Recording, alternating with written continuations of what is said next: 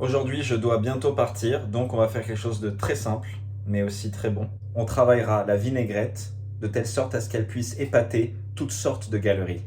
Pour faire une vinaigrette, déjà un support, une belle salade bien bio, comme ça. Pour la vinaigrette, du vinaigre de vin, du vinaigre balsamique, du vinaigre de xérès, de l'huile d'olive, de la moutarde, du sel, du poivre, de la ciboulette, de la belle ciboule, une échalote, de la pâte de miso rouge et du tamarin ou de la sauce soja. J'ai toujours cru que c'était la même chose, c'est faux. Une excellente vinaigrette est composée de 3 fondations essentielles. La première, bien évidemment, c'est la variété des vinaigres. La variété de vinaigre va apporter une richesse extraordinaire à toutes vos vinaigrettes et spécifiquement à cette vinaigrette qui va épater la galerie. Deuxième chose très importante, tout ce qui va sortir des saveurs umami qui vont faire que la vinaigrette va être délicieuse et on va vouloir, en plus de la mélanger à sa salade, tremper son pain dedans et d'autres choses que je ne saurais partager avec vous de peur de vous choquer. Il y a un troisième élément à une bonne vinaigrette que je dévoilerai un peu plus tard lors de cette même vidéo.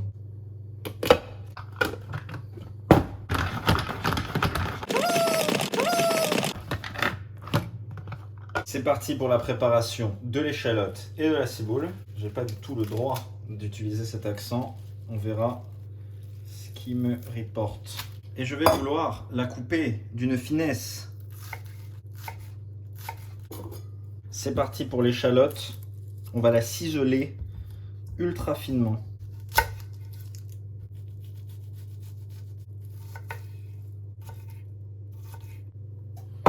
Le roi des vinaigres de la vinaigrette, c'est, je pense, le vinaigre balsamique. J'ai découvert que quand on naissait dans les familles nobles de Modène,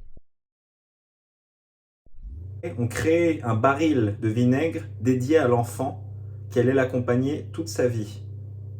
Donc forcément, si cela se produit, c'est que c'est le meilleur vinaigre. Je vous recommande juste de mélanger plusieurs types de vinaigre de telle sorte à créer quelque chose d'extraordinaire et d'épatant. L'instrument de prédilection est le verre. Vinaigre balsamique, ça part. Une dose comme ça. On enchaîne. Vinaigre de xérès. Voilà à peu près la quantité qu'on a dans le verre pour l'instant. On enchaîne. Vinaigre de vin.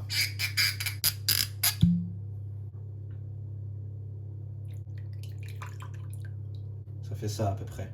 Donc là, ça va être une vinaigrette solidos, comme on dit dans le métier, c'est-à-dire qu'il va y en avoir pas mal. Je mets maintenant 3 fois le volume d'huile d'olive. Un truc comme ça. On continue avec un peu de poivre, une petite pincée de sel, une petite cuillère de miso. Je plonge donc la cuillère, je m'en soucie pas pour l'instant parce que j'ai une technique tout à fait innovante. C'est que je prends la moutarde qui n'a de rôle que de lier et je mets cette moutarde et je glisse comme ça. Il ne nous reste plus qu'à touiller jusqu'à avoir un mélange homogène. Est-ce qu'on voit bien la couleur là? La belle couleur des champs de blé. C'est pas hyper bien mélangé mais ça fait le taf. La vinaigrette est bien trop prise pour acquis à mon goût. Je vais rajouter 2 ingrédients qui vont faire passer cette préparation à un nouveau palier. Le premier de ces ingrédients, c'est la sauce soja ou le tamarin ici. Je mets une petite goutte, c'est tout. Ça va apporter encore plus de profondeur de goût. Et ensuite, celui-là va vous étonner, comme disent les articles clickbait du monde moderne. Je vais rajouter un tout petit peu d'eau tiède. De l'eau tiède, pourquoi donc? Elle va faire en sorte que tous ces vinaigres et ces goûts un peu forts se retrouvent ensemble, se mélangent dans une drôle d'harmonie. Je rajoute l'eau tiède. Bientôt passé au dressage, je rajoute juste avant de servir quelques morceaux d'échalote dans la vinaigrette. Je sers donc la salade, quelques feuilles.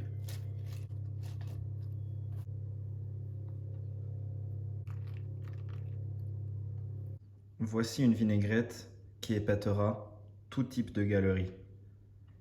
Alors, elle est comment cette vinaigrette?